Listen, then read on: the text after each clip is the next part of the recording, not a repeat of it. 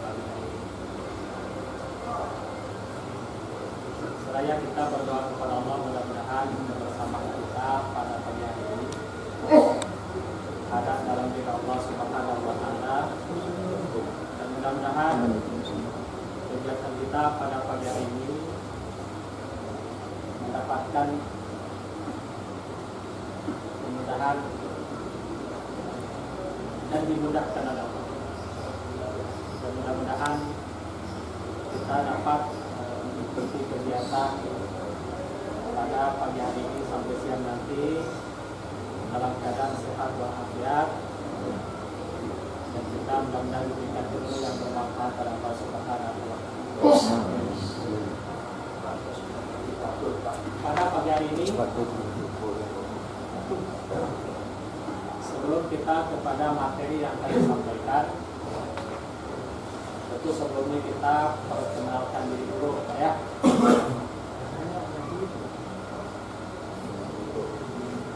Perkenalkan dirinya itu nama saja, Pak. Atau Pak? Kira-kira. Lengkap. Lengkapnya apa saja kira-kira? Hah? Nama, dan pekerjaan, dan organisasi gitu, sada-sada gitu? Ya. Hah? Semua juga bisa. Tahu itu? Pendidikan bagian enggak? Iya, Pak. Ya, untuk supaya lebih mengakrabkan, lebih kita dekat lagi, ya, supaya kita lebih saling mengenal, tentu menjadi sunnah untuk kita saling kenal mengenal satu sama yang lain. Walaupun mungkin saya pribadi tidak kenal bapak-bapak siapa dan bagaimana dan apa nama, tapi tidak apa-apa. Yang terpenting kita niatkan kegiatan kita untuk silaturahim, ya. Mudah-mudahan hari ini jalan datangnya rahmat Allah.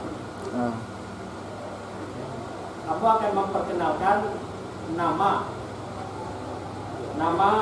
lengkap Ade Jazuli, yaitu nama waktu kecil, ya. Kemudian terakhir mendapatkan juga gelar dari Akinal Kiram, seorang guru, itu ditambah dengan Bakar, sehingga orang mengenal sekarang Ustadz Ade Jazuli Bakar, kadang Ustadz Bakar, kadang Ustadz Ade, apa saja silahkan.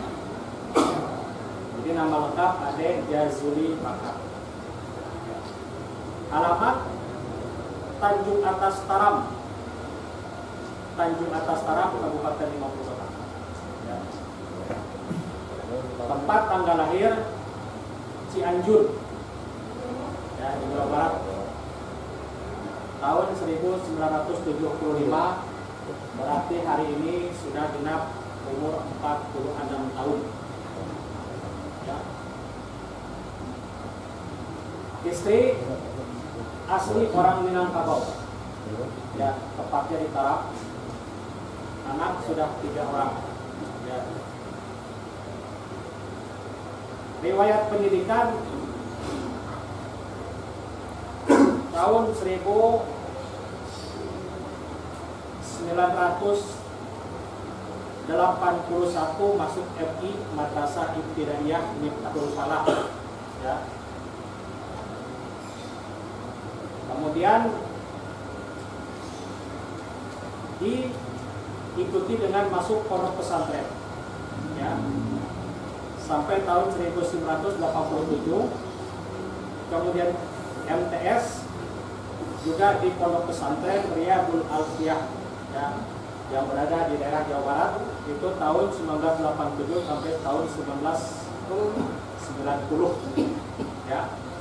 Kemudian lanjut lagi, alhamdulillah masih ada rezeki dari Allah, lanjut ke Madrasah Aliyah yang sama, pondok pesantren, ya, tamat dari tahun 1990 sampai 1993.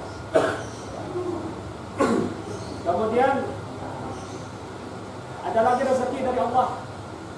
Nyambung lagi, yaitu kepersiapan untuk pendidikan pada Ma'had Ali, yaitu Tadris Al-Lughatul Arabiyah, ya, Al-Manar, yaitu tahun 93 sampai 94 akhir. Itu selama kurang lebih sekitar 8 bulan, karena bahasa itu harus dapat dipahami sebelum kita melanjutkan kepada jenjang yang lebih tinggi, khususnya pada pendidikan yang lebih tinggi. Kemudian setelah itu masuk ke Ma'had Ali Al-Madinah, ya. Alhamdulillah dapat rezeki selama 3 tahun, tahun 95 sampai tahun 98, ya. Ketika itu dalam keadaan peristiwa politik yang ada di Indonesia tahun 1958, ya, di Indonesia, di Ma'had Ali Al-Madinah. Kemudian setelah itu menjadi staf pengajar di Ma'had Ali Al-Iman, sekaligus menjadi pembimbing haji itu tahun 98 dan 99, ya, sampai awal tahun 2000 sebagai pembimbing haji waktu itu. Kemudian tahun 2000 sampai sekarang kita berada di Sumatera Barat. Karena tahun 99 kita 99 akhir kita mendapatkan tugas untuk mengelola satu pondok pesantren yang ada di Taram, ya, sampai alhamdulillah sampai hari ini kita berada di Sumatera Barat sudah kurang lebih 21 tahun.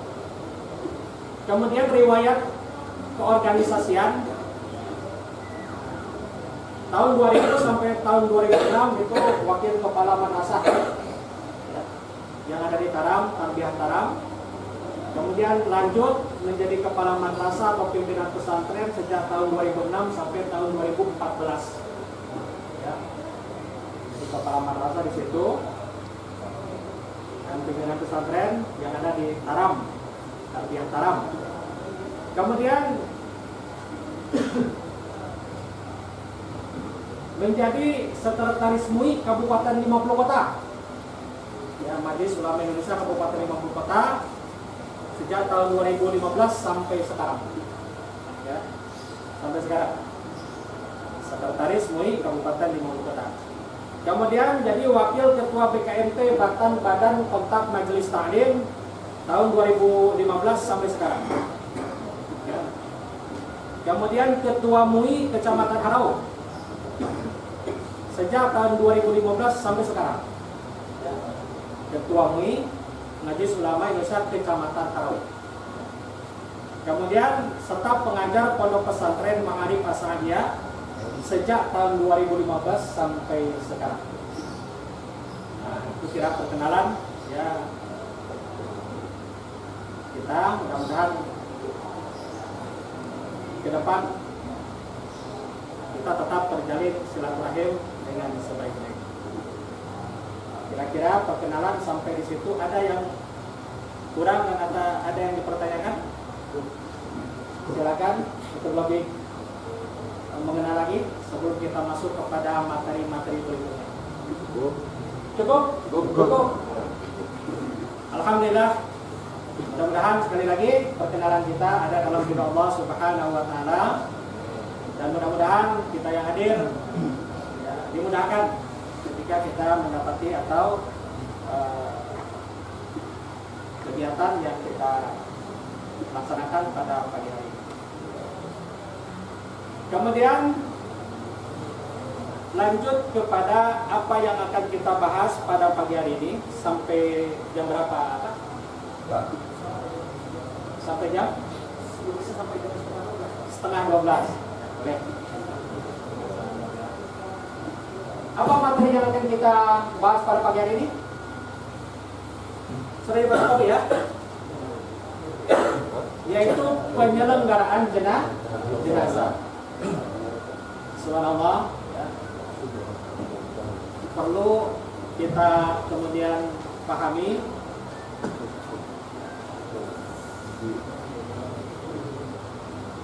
penyelenggaraan jenazah itu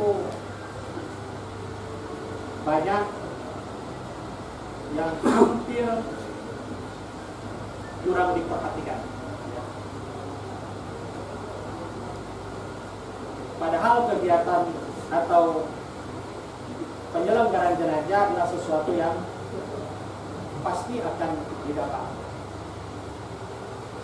Dan setiap makhluk hidup itu akan merasakan kematian. Karena kita adalah manusia yang sangat mulia di sisi Allah Subhanahu wa taala. Tidak seperti makhluk-makhluk yang lainnya. Itu karenanya ketika manusia itu meninggal dunia, khususnya bagi kita orang yang beriman, orang Islam, tata dan cara penyelenggaraan bagi orang yang telah wafat itu juga sangat dihormati dan sangat dimuliakan. Ya. Sehingga tidak sembarangan. Ada tata dan cara serta praktek yang harus diketahui, dikuasai, dipahami oleh orang Islam ketika menyelenggarakan jenazah itu. Ya. Apakah ini orang tertentu saja? Tidak. Sepanjang kita orang Islam harus mampu kita mempraktikkannya. Maka hukum daripada penyelenggaraan jenazah itu adalah fardu kifayah.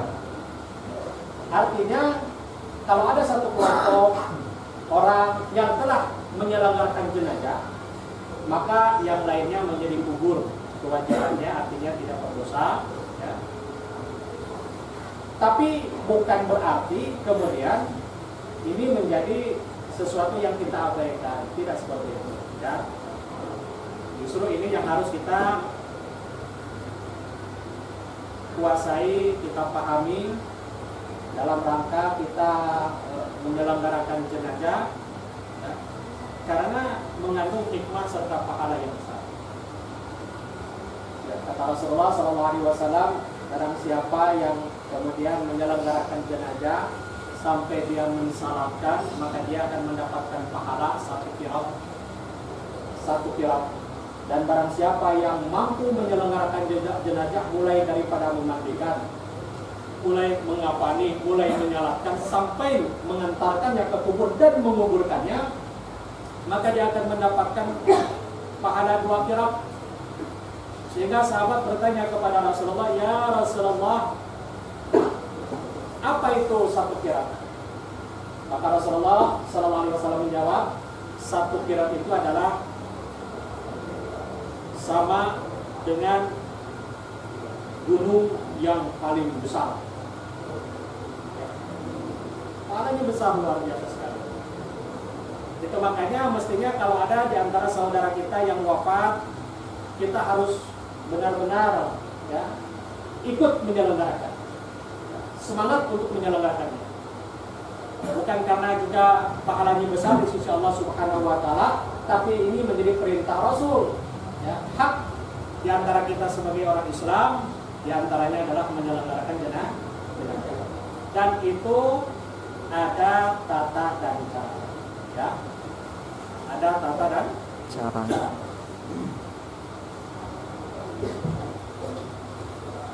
Kemudian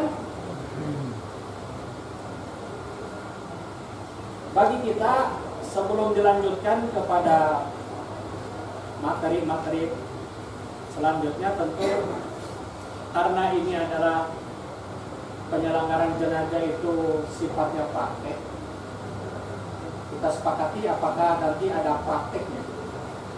Misalkan kita praktekkan bagaimana tata cara membungkus dan mengkafani jenazah, bagaimana kita memandikan jenazah yang benar itu, bagaimana menguburkan jenazah yang benar itu butuh praktek.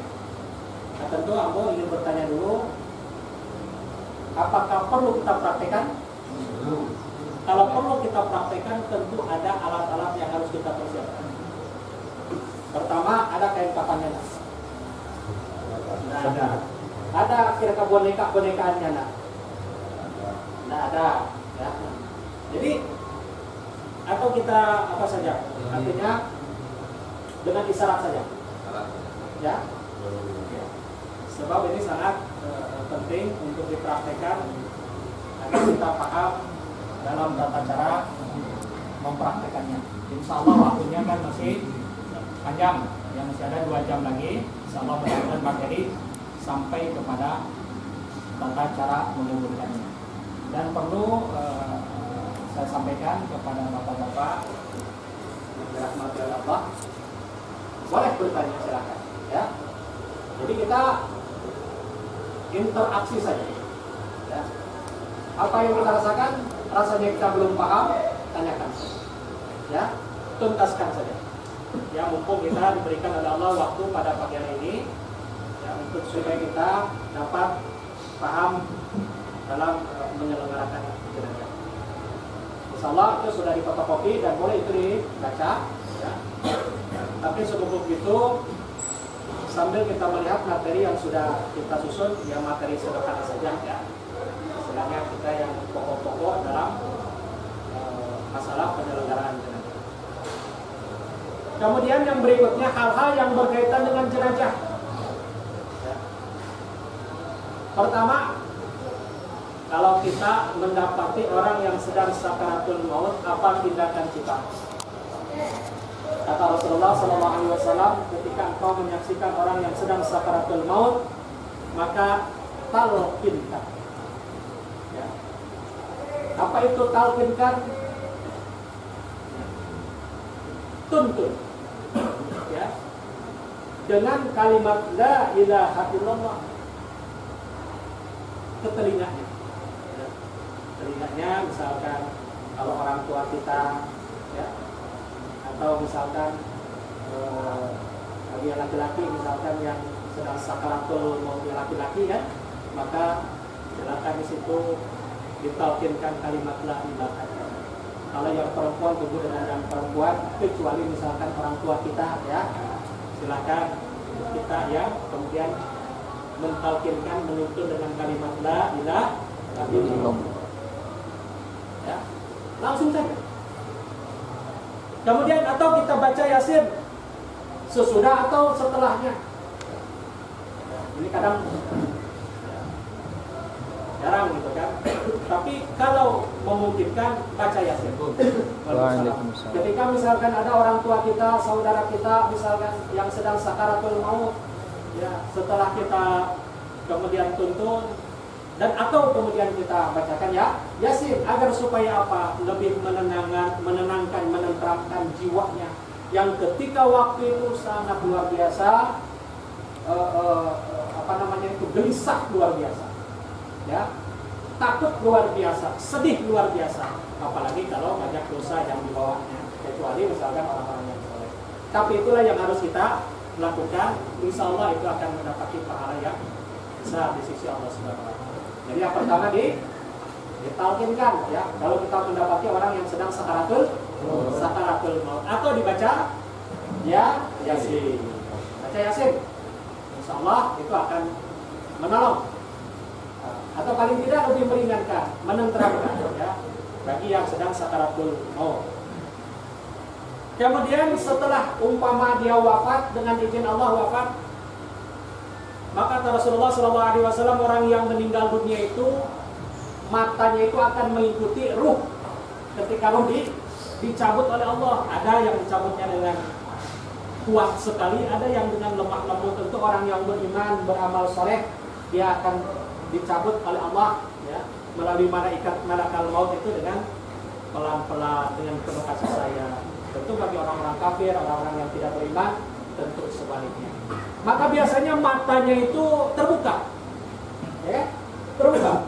Nah, bagi kita waktu itu segera kita tutup, ya, pejamkan matanya itu dengan kita usap pakai tangan, ya, dengan kalimat inna lillahi wa inna ilaihi raji'un, ya, supaya ini tertutup. Karena seperti itu, ini orang meninggal kan matanya terbelalak, ya, sesuai dengan apa namanya itu ruh keluar. Jadi dengan memejamkan mata ini berkaitan dengan jenazah. Kemudian menutup seluruh tubuh jenazah apabila sudah jelas telah meninggal dunia, sudah kita kemudian pejamkan matanya, maka tutuplah jenazah itu dengan kain, ya, dengan kain, cuman menyisakan kemudian wajahnya saja yang mulai daripada